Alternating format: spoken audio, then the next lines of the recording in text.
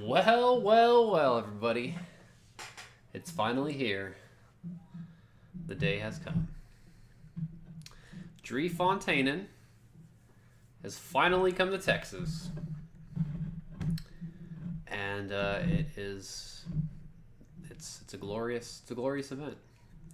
So, this has been in works for a while. Been waiting for quite a while. It was supposed to come the end of last year and then delayed by TABC approvals, I think, if I recall correctly. So this is this is a Belgian brewery, Belgian lambic maker. That's right up there with Cantillon in terms of notoriety, I guess. And they make a lot of awesome lambic. So we're going to be looking today at Cuvée Armand and Gaston. So this is a blend of lambic. So it's 1, 2, and 3 year lambic. This particular one, this is going to be blend 80 season 2017-2018. And then, so this one is 7 different barrels originating from 13 brews. Contains 48% matured and old lambics from 8 different brews. So a little bit before we start, I guess, about Armand and Gaston. This is a little bit more of their premium blend of lambic barrels. So you have the regular Drie Fontaine and Eau de Gouze, which is similar thing, but basically they have what they would, I guess, deem as more specific or higher quality barrels for the A and G cuvee. So bottles are a little bit more expensive, not by a lot. I paid $16.99 at Central Market Houston for this one, and the 750s is a 375 milliliter. 750s were like $32.99. So seems pricey off the bat, but honestly, it's worth it in my opinion. I used to buy them online, and it was a little bit cheaper that way, but definitely more risky, as not technically legal. But anyway, yeah, let's check it out. So, if anyone is not familiar, right, with Drie Fontaine, I can definitely see the price point being a little tough entry. If you've had like the Lindemans Cuvée Rene, it's going to be similar to that. We also have Boone Black Label and stuff like that. That is similar product. Boone's actually probably the closest one that we get locally now, or it's been distributed, that is close enough, I think, to Drie Fontaine, but not quite as good. So I have had A&G before, but I've never had this blend. And if anyone's not familiar with lambic, so it's spontaneously fermented beer.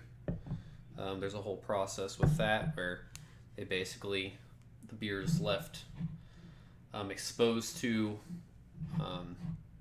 air outdoors in a cool ship. It'll be in a facility, but you have like windows or a way open that wild yeast can inoculate the beer and do all of its fun stuff. So, it's a sour style of beer, but it's a very complicated, natural way of making it, as opposed to some of the sours you might see from like Baba or whatever that have,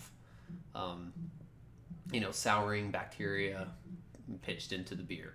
I mean, it's a lot quicker to make stuff like that, right? These beers take one, like I said, these are blended 1, 2, and 3 year beers. These beers take a long time to make, especially if you're going to blend to make the Gouze, which is multiple years. So anyway, let's check it out. So it pours out this murky, kind of a golden orange type hue to it. It's honestly going to look kind of like lager, but a little bit cloudy. Typically what you would do is lay these down. They'd sit for a while. You put it in a lambic basket and pour it out that way.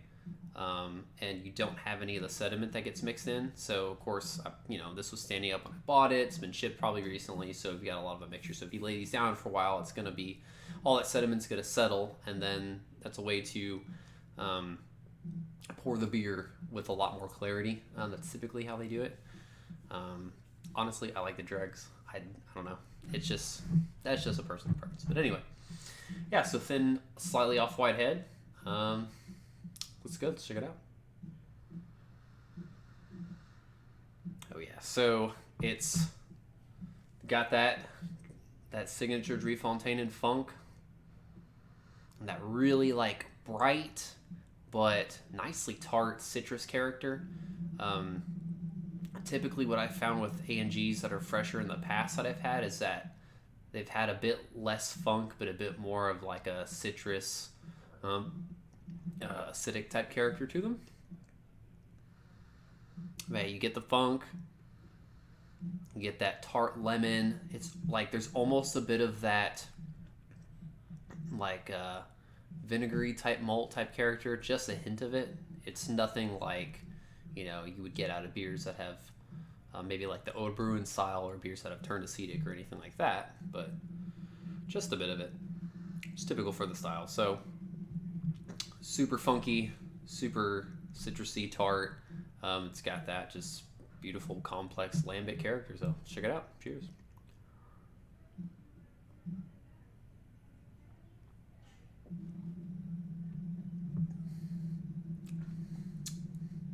Oh yes. It's been too long. Okay, so if you haven't had lambic before and you're used to some of the popular sours now, it's going to be pretty polarizing. So that natural citrus character is really nice. That natural lemony character. The funk's all there. A little bit of that like almost acetic kind of vinegar type quality to it. And the acidity is just so well balanced. I mean, it comes in nicely tart, and then there's some lingering acidity, but it just kind of tapers off pretty nicely. Not overly sour or anything. It's going to be, I perceive it as being less sour than things like the sour smoothie beers they're doing now. It's more of a lingering acidity in my opinion, but it's not as abrasive, I guess. Malt comes through nice. It's got that kind of weedy, crackery malt character to it. I think the funk is just gorgeous on it. And it's really hard to describe the funk on lambic beer if you haven't experienced that. It has like this barnyard type character. It's weird, but it's so addicting to a sense, right? It's a weird beer to drink at first, and then you have one, you have a couple, you try it a few more times, and it's just, I don't know, it's just got a crazy way of growing on you. But yeah, beautiful. It's been a long time since I've had, of course, Driefonteinen and A&G. Yeah, I mean, this is perfect to me. This is what I want out of sour beer. This is my favorite style of sour beer. So this for me is an easy 5 out of 5. Just everything about it is so refined and complex, and there's just so much going on with the beer that it's going to take quite a bit just to really dial in on like all the different nuances.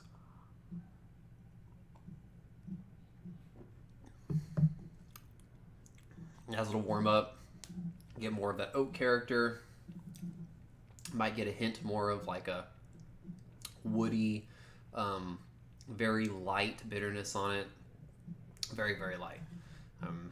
It's not the kind of bitterness you get out of IPAs or anything like that. Yeah, awesome. So glad these guys are here. I would definitely grab some stuff if you can. If you see them, give it a shot.